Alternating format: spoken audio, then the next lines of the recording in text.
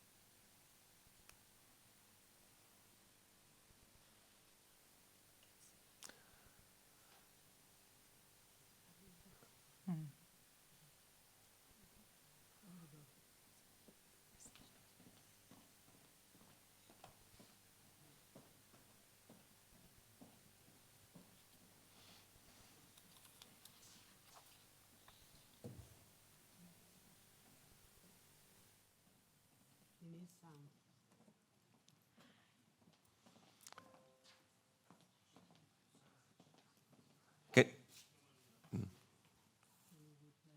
Could you eventually start again from the beginning, please? Thanks very much. Yeah, there. It's this hybrid world. So, no.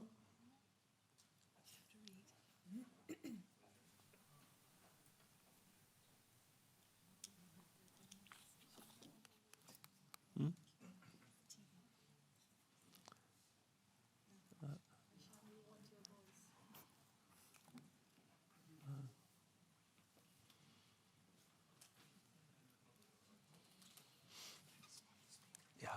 Francesca, do you want to start? Yeah. Can I make a suggestion? Can we just switch to the technicians, or do you think it's okay? Wonderful. Thank you very much. Thank you. What a pleasure to join you all. Today's session couldn't take place at a more opportune time in history. Amidst a global pandemic, which has not only exposed, but also exacerbated inequalities in our societies and economies, the 2030 Agenda for Sustainable Development recognizes that data has the transformative power to remedy inequalities and ensure that no one is left behind. This is why it calls on countries to generate, collect, and use timely, high-quality, and representative data.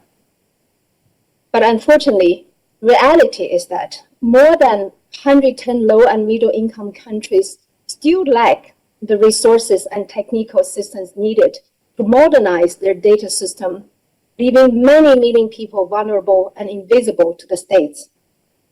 Changing this situation requires both a mobilization of domestic resources and a more coordinated approach to external aid.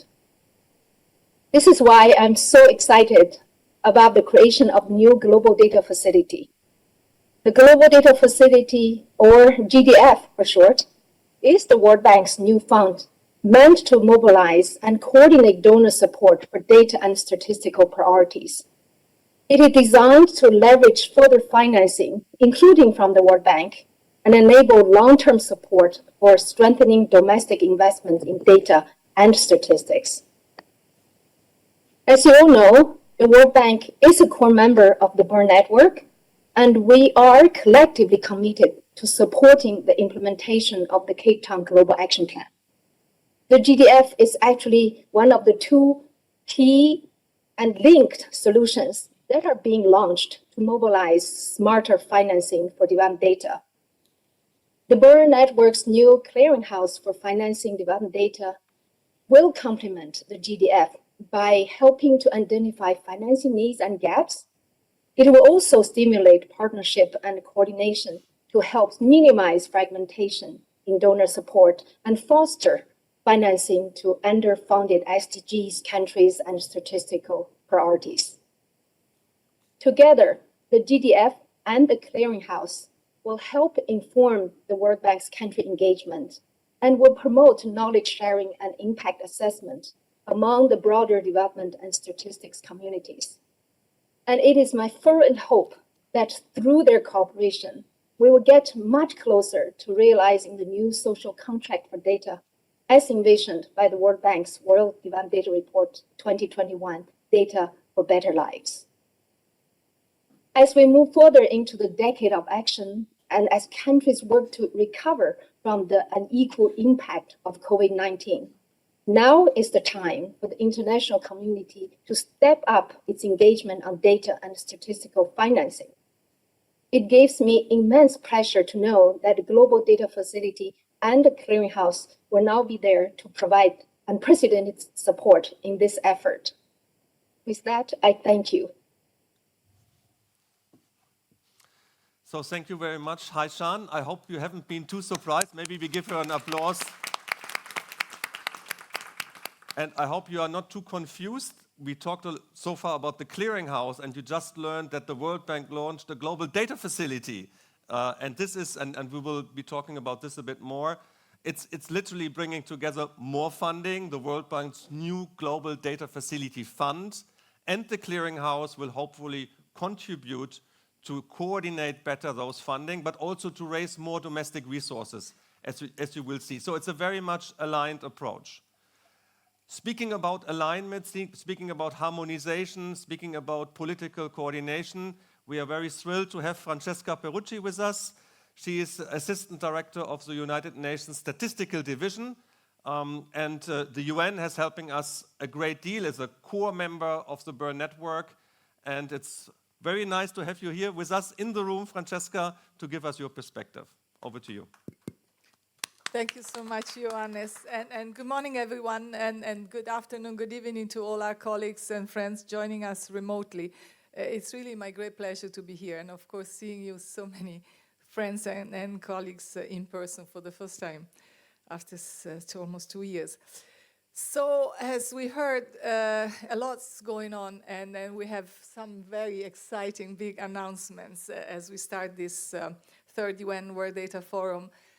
Many of us remember our community came together for the first time in this form in 2017, and we launched a common framework to turn our ambitions for better data for development into real actions, what we call now the Cape Town Global Action Plan. And the group behind that plan, the group that really spearheaded that plan, the establishment of that plan, is a group of countries. Those are the high-level group for partnership, coordination, and capacity building, a group of 22 countries.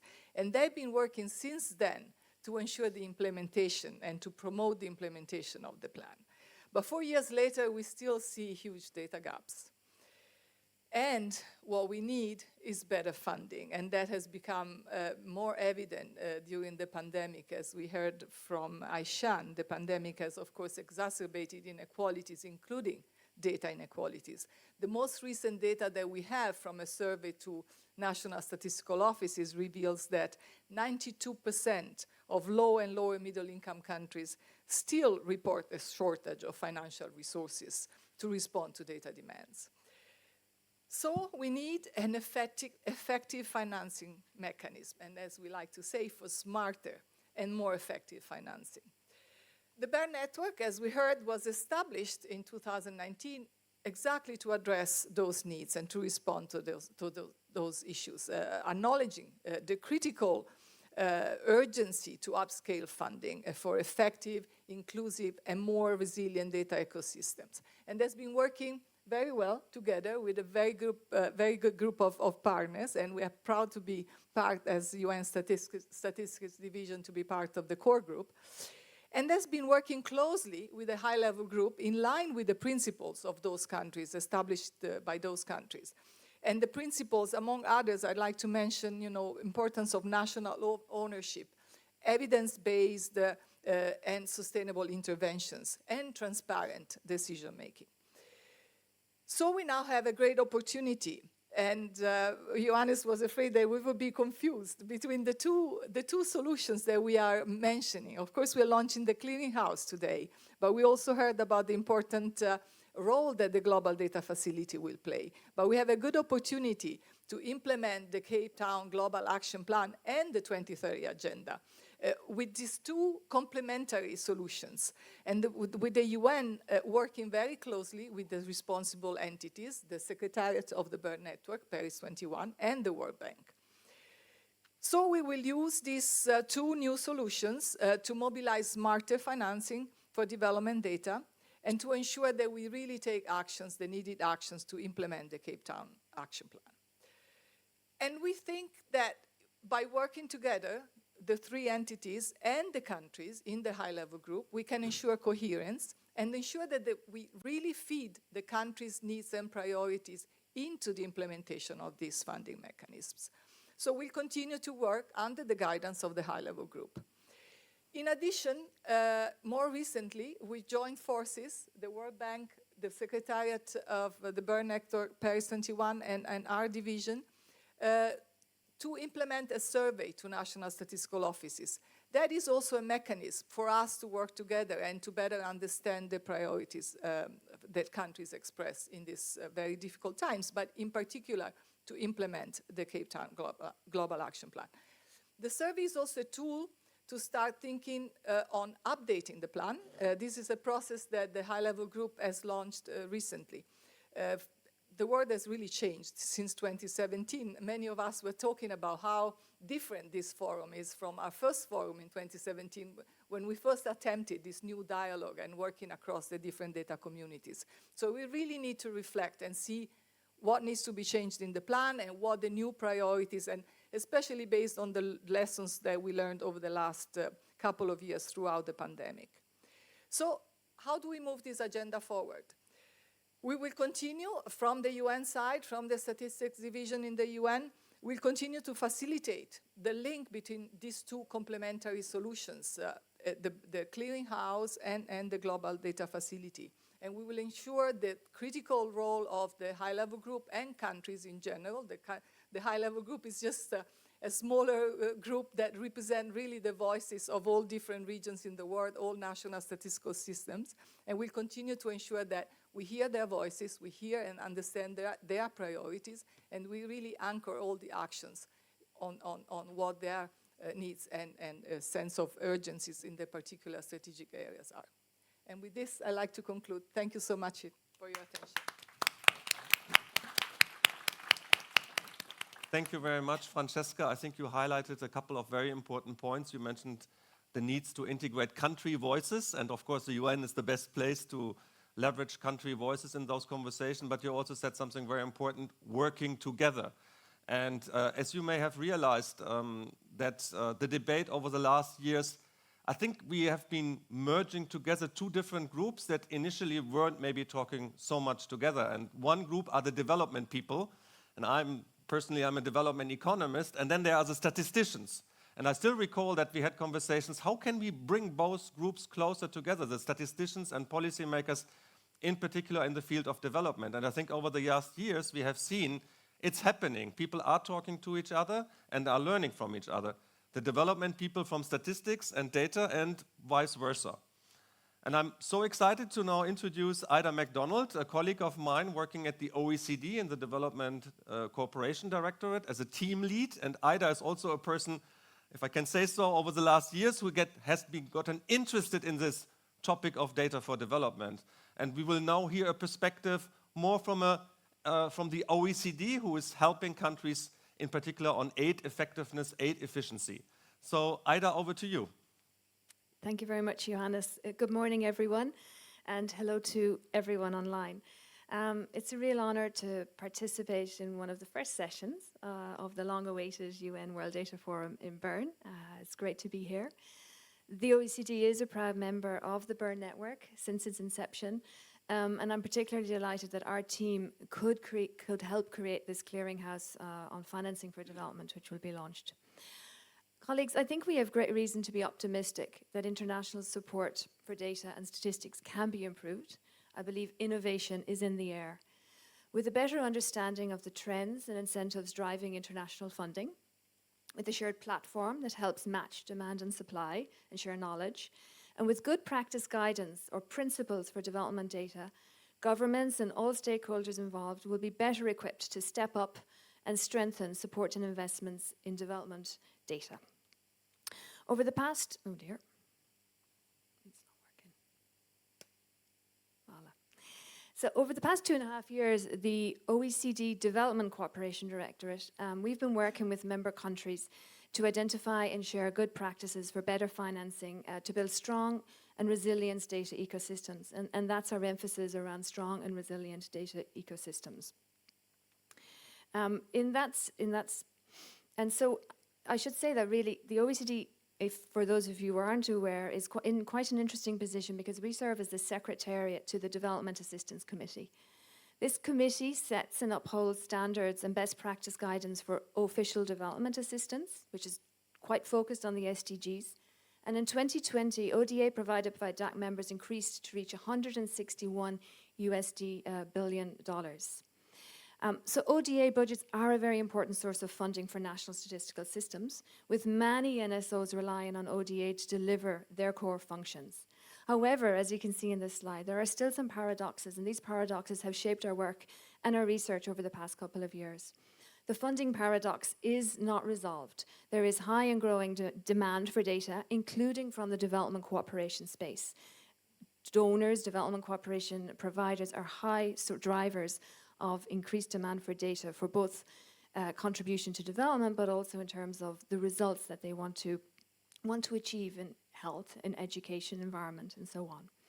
But as we know from funding analysis, including by Paris 21 and Press, and its press report, basically funding for national statistical systems has largely stagnated, if not somewhat decreased, over the past 10 years. It's about $600 million per year compared to the $161 billion that's available in ODA.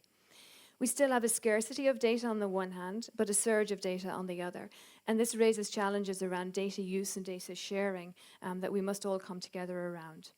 And we actually have many calls to actions. We have those from the Cape Town action, but in the development cooperation space, we have what we call the Global Partnership for Effective Development Cooperation. And in 2016, they met in Nairobi, and the outcome document, which is quite illustrative from that report, had 55 mentions of data and support for data systems in 41 pages. So there is a lot of commitment there, but we're seeing inertia around operationalizing these commitments. And that's something that we are currently working on. So some more good news, I think, is that our research of the database of all aid projects that we have in the OECD, and we're the guardian of ODA projects, has found that there is a real surge in the focus on data in development cooperation projects. ODA flows reported to the OECD with references to data in the project description. So we're not saying that this is for national statistical systems or offices, but with references have increased 180-fold from nearly nothing 20 years ago to what we estimate are being around $2 billion in terms of data dimension in project. So this trend of growing focus on data, I think, provides a fresh opportunity to make the case to improve the support. As development agencies' interest in data grows, so will the pressure to be more strategic, more effective, and sustainable in that support. And this, in turn, will call for better coordination and good practice guidance. When we look closer at the database of, again, the DAC members, the financing picture becomes much more nuanced, in fact. First up, the findings are consistent, as I mentioned earlier, that support for general statistical capacity is stagnant, if not declining relative to how it's been going, and that's where you see this -6 on the general statistical capacity. Second, there are some interesting trends in sectors. Funding for health data, but also economic data and agricultural data and gender data is up, although in the case of gender data, that came from a very, very low base. These trends mirror, to a certain extent, the development cooperation priorities of the DAC membership and some specific SDGs. In sum, strengthening of data and statistical systems is not the highest priority in development cooperation.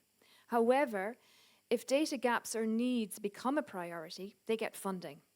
There could well be scope to create incentives for investments in sectoral data to help build national statistical systems. And this is something that we really do want to investigate further. I invite you to read our Data for Development profiles that we published in June and which contribute to the Clearinghouse, because they give much more wealth of information of 14 DAC members who are really engaged in this area, and to acknowledge the great support and contribution of my colleague Simon Lang, who was a key behind this work.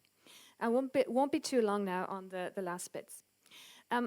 As we've been working on this funding and better funding over the past couple of years, we find that there really is a compelling mutual benefits case for smarter and more effective finance for data statistics. It's actually win-win for development cooperation providers, but also for countries and for the national statistical systems.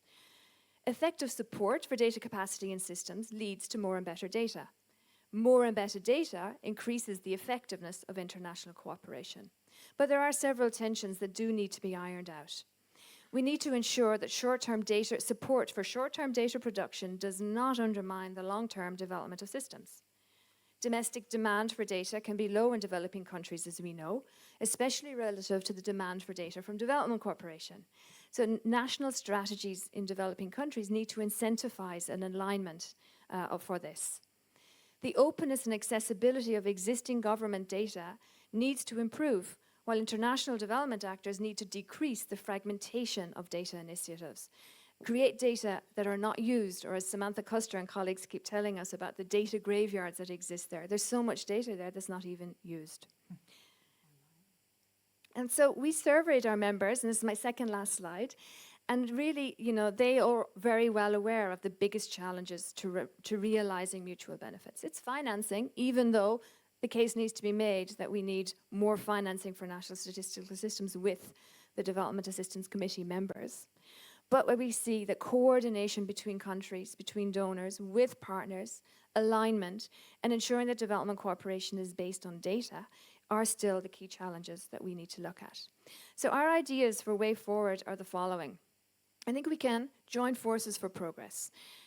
We basically feel that there are three key solutions that we can rally behind together to make progress and to develop some effectiveness principles that all stakeholders can sign up to. We think that aligning data support with countries' long-term needs and priorities should be a key principle and an area of action. That strengthening data uptake and use among all stakeholders should be a second area of action. And that building inclusive and accountable partnerships to realize data's potential is another area of action. And underneath those three areas, we can really come up with good guidance practices. So with concerted action by all relevant actors, and I invite you all to join us, and to address these strategic issues, financing for data will contribute to stronger and more sustainable data and statistical systems. For us, the Clearinghouse can be a critical platform for facilitating these partnerships and coordination to achieve that goal. And at the OECD, we really look forward to helping it succeed and to contributing our data and research to that platform. Thank you.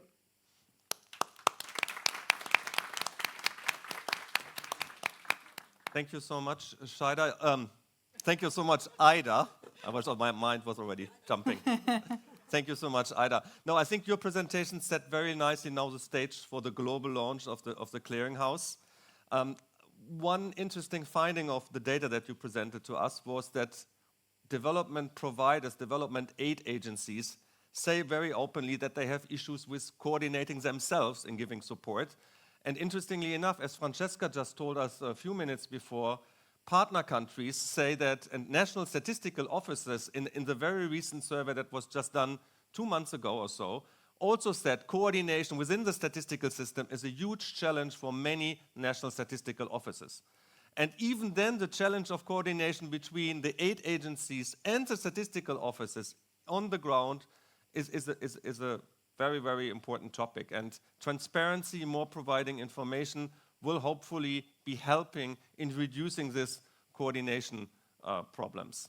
So with this, now we come to the main part of this session, the global launch of the Clearinghouse. And let me introduce the two colleagues who will be doing this. Shaida Badi, Managing Director of Open Data Watch, and Jurai Jada from the Bern Secretariat, Coordination Lead, and also with Paris 21. So without further ado, Shaida, over to you. Thank you. Thanks, Johannes. We are super excited, of course, for today launching the Clearinghouse for the Financing for Development data.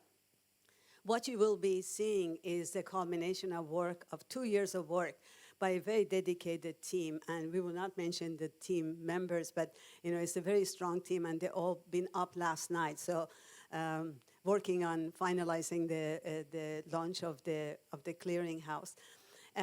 So the Clearinghouse actually, or the idea of the Clearinghouse was born in Bern network, and in fact in this city. And the idea was that the stakeholders of the Bern network came together, and together they decided actually that we needed a different approach. We needed a much more holistic action towards smarter financing for development data. We couldn't just ask for more financing. We came up with the Bern Network 5 action plans, which captured those holistic actions that we needed to do more resource mobilization at the national level, and of course at the international level, but we also needed more effective financing. We need to take advantage of synergies, as we've seen with other vertical funds or other special funds, and we needed to be much more synergetic and take advantage of sectoral investments that are going into the sectoral funds.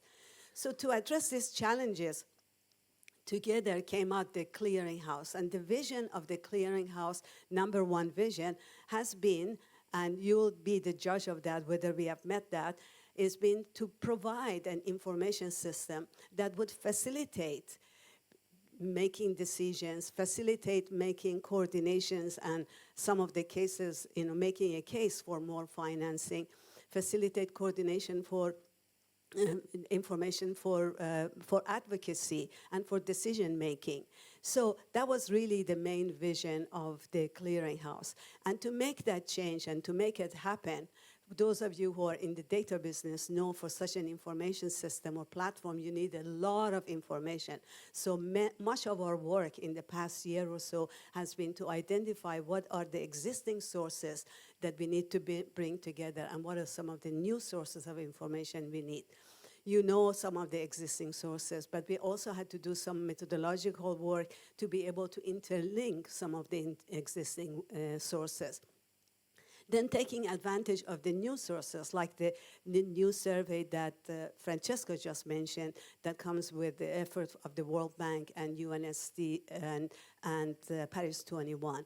And of course, working with IDA's group, we brought the DAC country profiles from the Data for Development initiative. And much more, of course, this is just a minimum viable product that you will see, but you will see much more information coming. Right now, what we have in the launch version of the pilot, we have 36,000 projects. We have profiles for 23 IDA countries. We have profiles for 7 development agencies providing aid. And we have more than 700 resources that can be downloaded. So it's really a wealth of information. We still call it the minimum viable product, but it's the richest minimum viable products I've ever seen. So that was vision 1. Thank you. So, and you will be the judge of that. All along, as we were developing this, the main thing we had in mind was the user. And Thomas Gass, who is kind of the man behind this idea of Clearinghouse, always telling us, don't forget the user and be careful on how this is going to be used by whom for decision making. So that was the vision of the Clearinghouse. But the second thing I just wanted to mention on the vision has been not only bring data and connect it and make it available, but also bring communities together and connect them.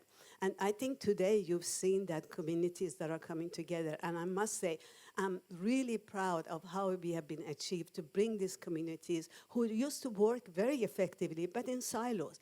But we bring them all together and connect them. You've seen the high-level group and, of course, the Clearinghouse becoming in service of the implementation of the global, the action plan for Cape Town Global Action Plan. You've heard from Haishan and how the Clearinghouse connects to the new global data facility. You've heard from IDA how the Clearinghouse is going to be helping with development effectiveness and DAG. And one new thing that you're going to hear more is we're also connecting to the sectoral side of the financing. And you'll hear from our representative from Gates on how the Clearinghouse is going to be used for gender data financing. So this second vision of connecting communities is hugely important. Now going to the most important part of this presentation is for you to see the Clearinghouse. We were brave to take this, this initiative on, but we're even more brave now to show you live.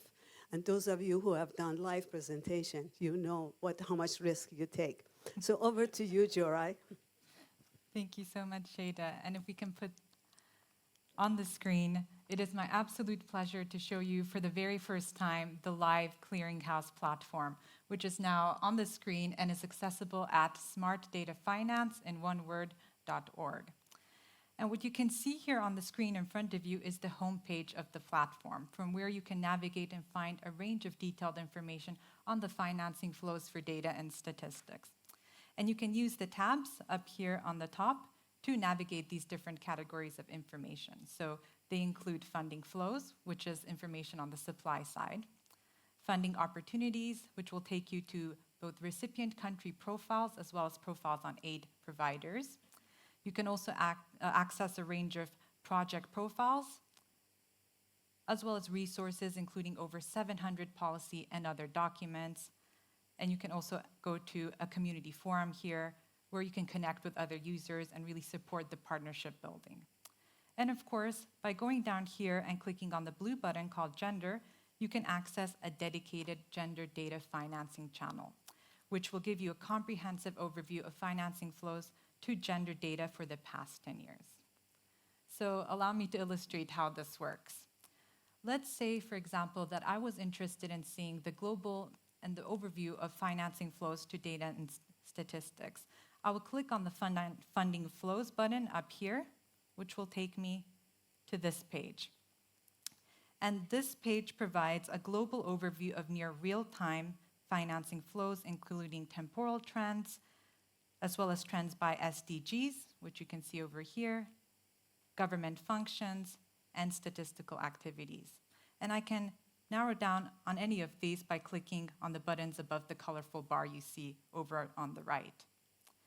And by scrolling down, I can also narrow down and hone in on any country on the map here, highlighted in the colors, and see what the financing flows are at that country level. So if, for example, I wanted to know what the funding flows for data were in Malawi, let's say in the period from 2015 to 19, I can go up here and set the time period, which covers 2015 to 2019, set it to all time, and then scroll down and go to Malawi on the map. And by clicking here, I can very easily see an overview of both the commitments and the disbursements by aid providers, both totally and by the individual provider. So what I can see here is that Malawi received about $28 million in commitments during this period, and the top providers were the US, the World Bank, and the UK. So if I were an officer, let's say at the National Statistical Office in Malawi, I can use this function to very easily see who the top providers are operating on data and statistics financing in my country if I wanted that information. And if I were an officer from a development agency, I can see using this top-down list who I could reach out to collaborate on different projects or maybe learn from their experiences, again, if I wanted that kind of information. So from here, if I wanted to deep dive on any one country, a recipient profile, or a aid provider, I could go up to the funding opportunities page I mentioned earlier, or I can just stay on this page and scroll down to this section where I can have a quick access to the different recipient as well as the provider profiles. So if I were to continue with my dive into Malawi, let's say, I can click on this button here, which will take me to this dedicated recipient profile. And what you can see here under the country name is a little button that says in-depth study. What this means is that for Malawi, we have information on financing flows and needs, not just for the NSO, but also for 4 to 5 other line ministries in the national statistical system, so including the Ministry of Agriculture, of Health, and so on. And we have this information on the Clearinghouse for three other countries in addition to Malawi, and these are Rwanda, Niger, and Gambia.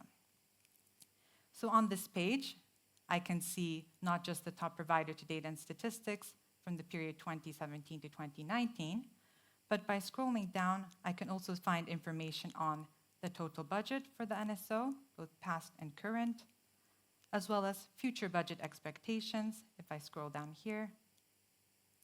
In addition to key benchmarks, if I go even further down here, on the statistical performance of the country, and I can use this information to understand in the long term what the impact is of investments into data and statistics at the country level. And when I scroll even further, I go to a series of individual projects. So just to give you another illustration, if I were an officer at the NSO Malawi, and I wanted to quickly see what the budget shortfall is for 2022 and let's say 2023, I can scroll to the graph I just showed you earlier, so going back up here, to easily find this information under this section on future funding. And I can see in the green what the total planned budget is for the NSO from the government.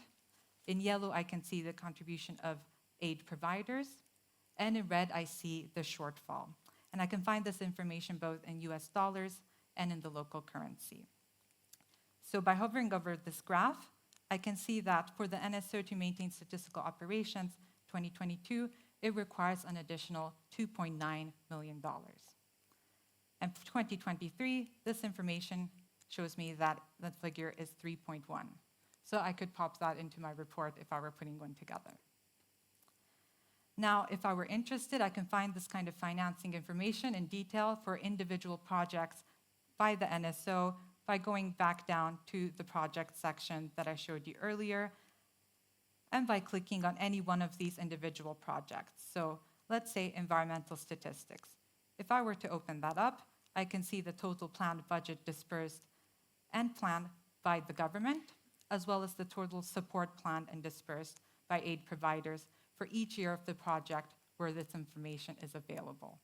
And as Shada said, we are drawing on data from over 36,000 projects for the very first time, and you can navigate this information at the country level through these profiles or through the project button I showed you earlier at the top of the Clearinghouse page. Now, this is an example of a recipient country profile, and we have 7 comprehensive and detailed profiles for our aid providers available on this version of the Clearinghouse, drawing, of course, on the work that Ida mentioned earlier by the OECD. So please do take a look, perhaps after this session, and have a look around. Now, Shada mentioned earlier the leveraging of sectoral or thematic entry points for data and statistics financing. And I wanted to give you a quick example here of what that will look like using the gender data financing channel on the Clearinghouse. So this is a page that can be accessible and is accessed from any one page on the Clearinghouse by clicking on this blue button here. And when I do so, it will take me to this comprehensive page on financing for gender data. So let's say I were a program officer at an NGO looking to put together a funding proposal for a project on gender data in the Pacific region. I can go to this page, and I can have a quick look around at the global level first, seeing that there is information on funding flows from 2010 to 2019, information on the different SDGs requiring sex disaggregated data over on the right in the colorful boxes. And scrolling further down, I can see information on the top global data financing providers, as well as information by project. And I will also have on this page information on different benchmarks and the index at the global level for data financing to understand what the trends are overall. So coming back to my proposal for gender data in the Pacific, I will go back up here and I can navigate this information at the regional as well as the country levels. So in my case, I want to go to Oceania. So I click on this button and I come to this page where I can find all the information I need at the regional level. And I can see by scrolling on this page that, okay, the financing flows for gender have fallen in this region in 2019. And I can also see, if I wanted to know, who the top providers are on this gender data financing in the region. So I see that these are the World Bank, Australia, and the United Nations Children's Fund. So I have the information I need to reach out to these institutions if I wanted to do that, and even use the community forum on the Clearinghouse or drop a question just to learn what their experiences were like with these projects. So as you can see, the Clearinghouse gives you access to a wealth of information you can use to put any kind of project proposal or other work, to support other work you may be doing. And while I will end my demonstration here, I can only say that this has highlighted just a few of the features and the functionalities on the Clearinghouse. And we are very much in a learning process with all of you, as Shada mentioned. So we would warmly welcome your comments, your feedback, and any suggestions. Please do reach out to us at this contact detail information, which is contact@smartdatafinance.org, to drop us any ideas or comments. I will end here. Thank you very much.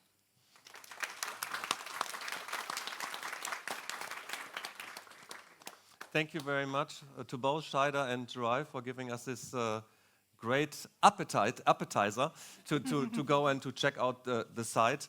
Let me just reiterate, it's a prototype, it's a minimum viable product. So we need your help to further improve it. It's the beginning, it's not the end, right? So we will continue to develop the site, Second point is there is a very detailed methodological note that you can find. I think some of you are real experts on the topic. And if you drill deeper in terms of PRESS and CRESS and other abbreviations in terms of how we monitor, how did we source the data, there is a detailed note. So we invite you also to look at this detailed methodological note. And last but not least, you probably have some questions. I'm just aware of the timing. It might be a bit difficult to open up for questions, but we will be staying here after this event. So if you have questions, please reach out to us. And for everybody on the virtual call, thank you so much for already engaging in a chat.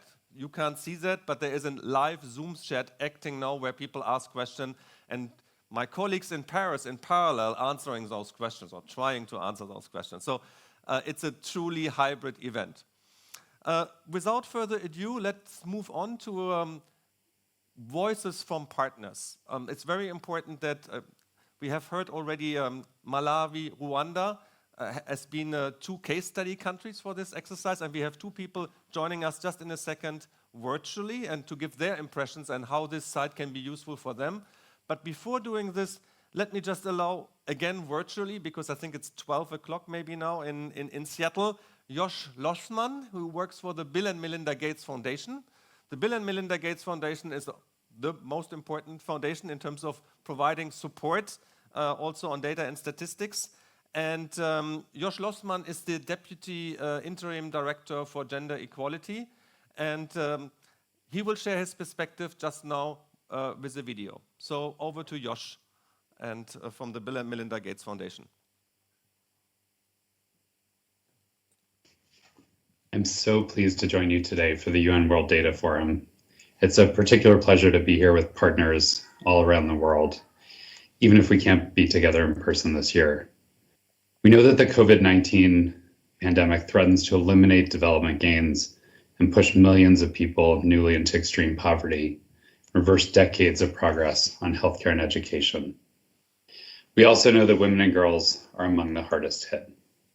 Last year at the virtual forum, the CEO of the Bill and Melinda Gates Foundation, Mark Sussman, spoke about some of the emerging data on how the pandemic was impacting gender equality. Since then, the foundation has worked with partners to better understand how the pandemic has affected women and girls. For example, through the disproportionate job losses and increased burden of care. And how we can create smart and inclusive policies and programs to build a more equal and resilient future. But even in pre-pandemic times, gaps in gender data and the lack of trend data made it difficult to see this whole picture of progress for women and girls. When it comes to gender equality, too often we just don't have the numbers.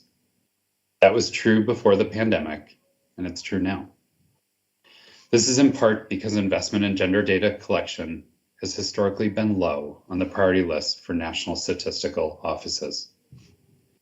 Even before the pandemic hit, many countries were either not collecting or not making available data broken down by sex, age, and other characteristics. We did see growing momentum through the efforts of advocates in some offices. Work was underway to close gender data gaps and to get specific about the financing needed to do it. But national statistical offices are facing unprecedented challenges. Most offices, particularly those in low and middle income countries, report that overall financing has decreased as resources are channeled to immediate pandemic response. The fiscal crunch created is particularly acute when it comes to gender statistics. We know that other crises tell us that gender is often on the chopping block. This brings me to the new Clearinghouse. It provides up-to-date information on the state of gender data financing landscapes. It will make it easier to understand country needs, the availability of resources, and gaps in funding for gender data. It will facilitate targeted, streamlined, and collaborative investment decisions across the board.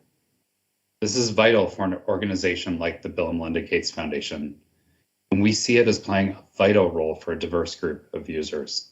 Some examples: donors can use the Clearinghouse to identify country-level data funding gaps, benchmark countries' data funding, and highlight opportunities for joint projects with other donors. Government officials can use it to assess funding gaps look at opportunities for donor funding and domestic resources, and access best practices to improve the effectiveness of investments.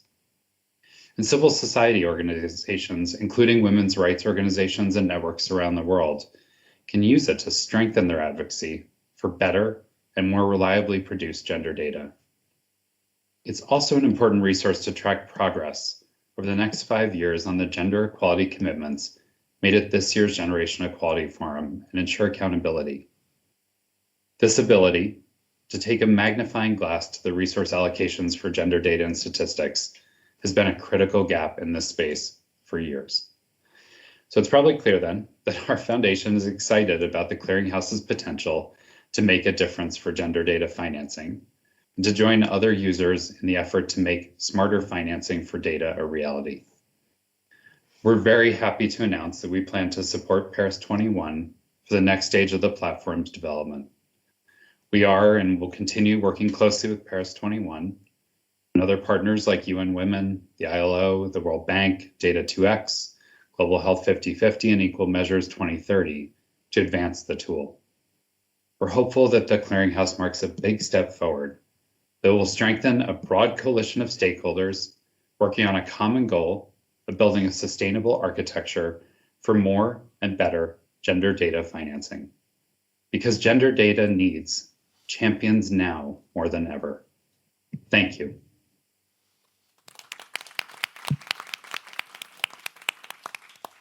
Thank you very much, Josh. It was great to hear him from Seattle. And also that he again mentioned this specific gender channel that I invite you to look at. So if you go to the main page, you see this blue button, gender, and you find all the information that he was also referring to.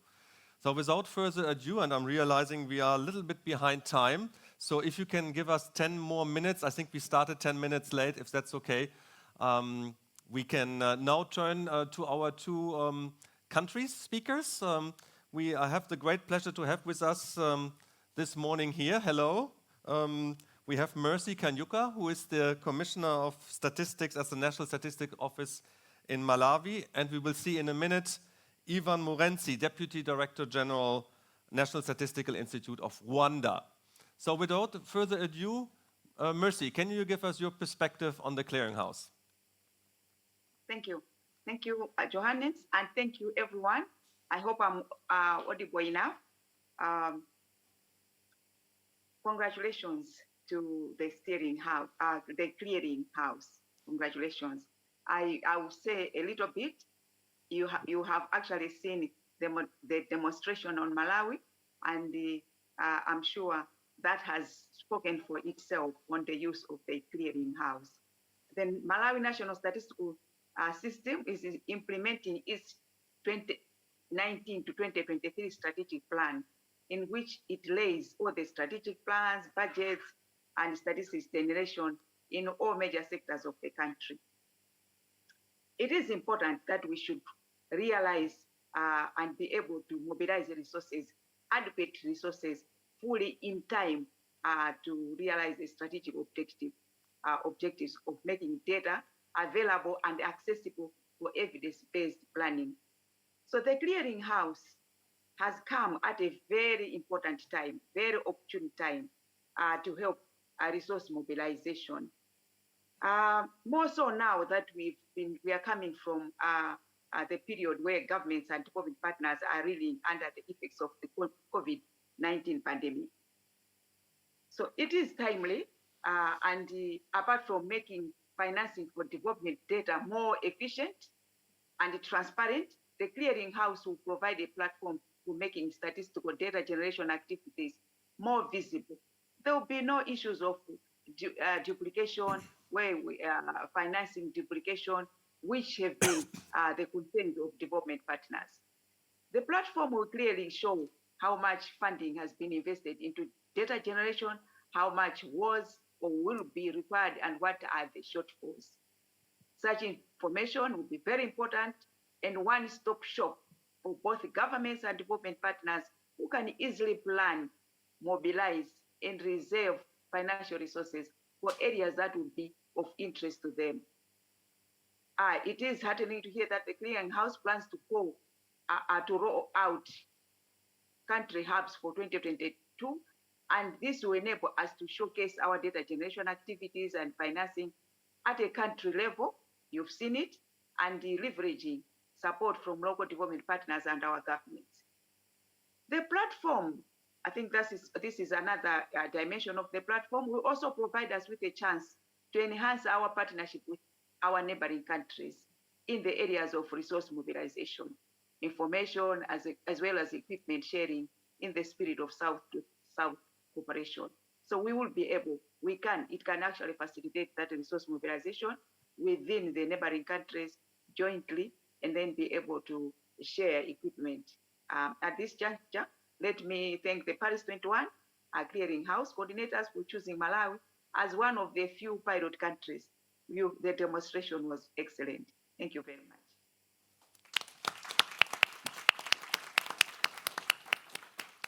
Thank you so much, Mercy. And I think Mercy highlighted one important point that hasn't maybe given so much attention to, that the Clearinghouse idea is also to come up with good stories so that you can go to the site if you are in the National Statistical Office, as you say, in your country or in a neighboring country, and you can find good stories of how to mobilize domestic resources. The Clearinghouse is, we want to increase resources for development aid, but we also want to make, at the end of the day, we want to raise domestic resources for better funding for data and statistics, because only if a government puts resources into this, it will be a real priority for the government. So we hope that we can find in the future and already today some good stories of how to do this, the communication with the finance minister and planning minister. So thank you so much, Mercy, and all the best. So let's move on directly to Ivan. Let's go to Rwanda. If you can just get Ivan on the screen, please.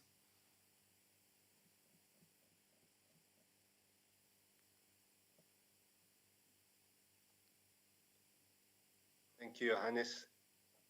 Hello, Ivan. Nice to see you. I hope you can see all of us. Nice to see you. We can hear I you hope wonderful. You can hear me. Okay, thank you. It's a pleasure to join this important conversation from Rwanda, and the time zones are exactly the same. I think the topic at hand is one which is very relevant. I appreciate the partnership by the different partners on this key topic. And just looking at the attendance in the room, for me, that's very encouraging, even though I can't see everyone. So what we're talking about here, financing for data, in my view, is something actually we should have given attention some years back. Because let's be honest, the demand and the need for data has been growing over the years, at the risk where we have not matched the demand for the data, meaning us as NSOs, especially in developing countries. We are at a point in time, at a critical juncture, where we need to really raise our effort in making sure that there's available funds for producing key statistical activities. But now we are going even at another level where we are exploring other alternative sources of data to complement traditional statistics, namely big data, especially I will speak for our country in Rwanda.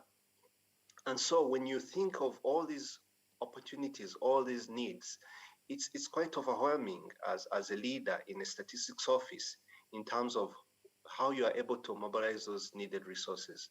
But I think this clearinghouse now is an opportunity for all of us to engage proactively and look at what's happening and be inquisitive to engage the relevant stakeholders within the countries and clarify where need be. But I think with that effort and interest, I think we can get started then, and really the resources are there. I think this is, in my view, an opportunity. The clearinghouse is an opportunity to help us get coordinated, see the specific needs, see the specific plans, and be able to commit ourselves. And I think for us in Rwanda, we've had an interesting journey of the last 15 years. This is our third national statistical development strategy we are undertaking right now, which goes until the year 2024. And so this clearinghouse, what for the information it has picked from Rwanda has been, clear statistical activities across the various sectors, economy, social, health, all the sectors, and be able to map them, but also show the budgets which were already well worked out, but there's always a room for us to engage and clarify where need be. And as rightly put, I think this is not only serving the development partners, it serves the in-country leadership in terms of the Ministry of Finance and the others in trying to be able to see what has been done by the different parties. So it's exciting, but I think I want to challenge us that this is not just enough for us to have this platform, but how proactively we respond to it, we work together to mobilize the resources. And yes, we can still be relevant to respond to the various needs by the various stakeholders, both in the public sector, in the private sector. The private sector is growingly asking us information.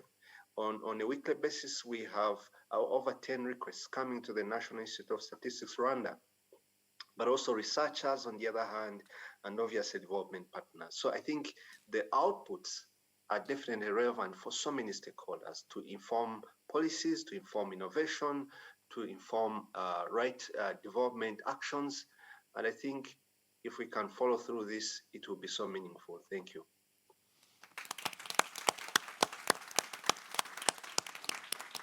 Thank you so much, Ivan. Great comments. And as you said, I mean, the use of the platform lies in that it's actually being used and put into practice, and it leads to action.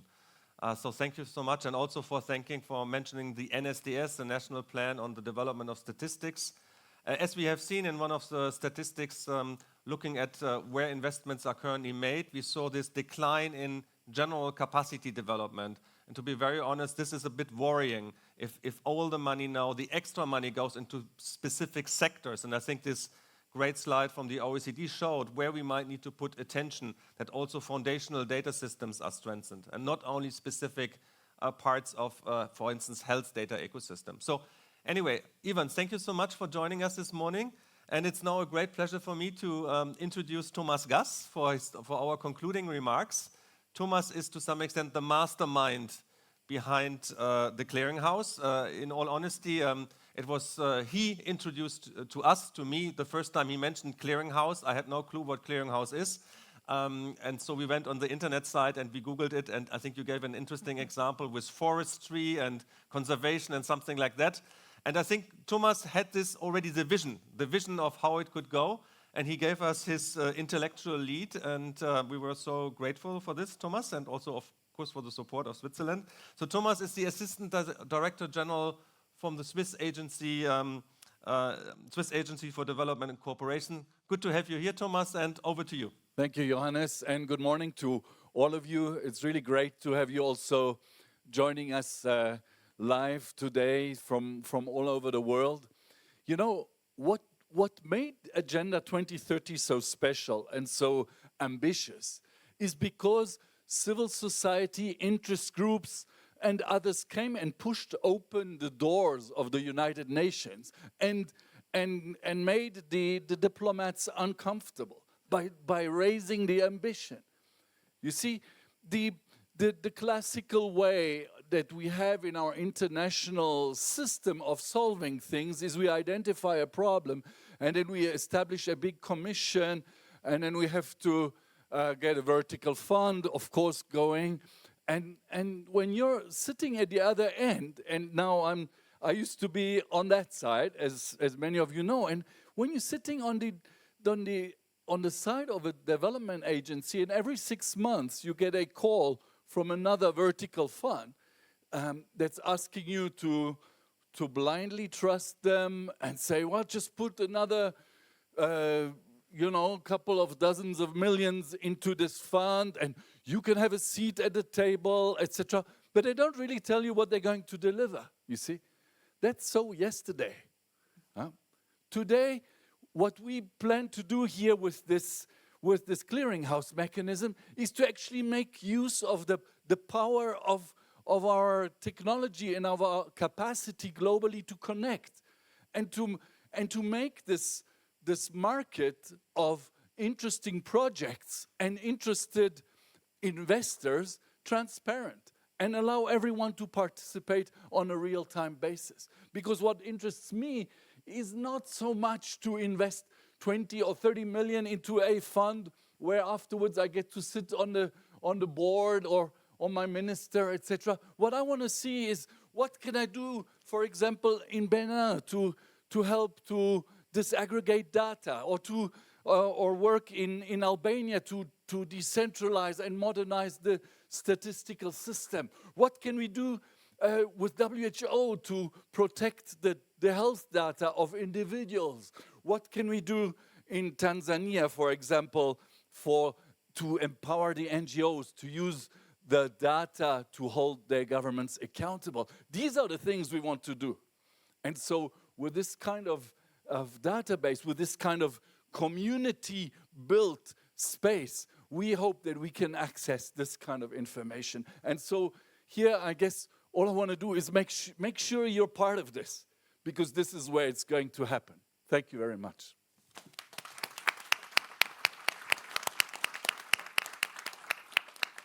Thank you so much, Thomas, for these concluding remarks. So it's an open invitation for all of you to join this journey.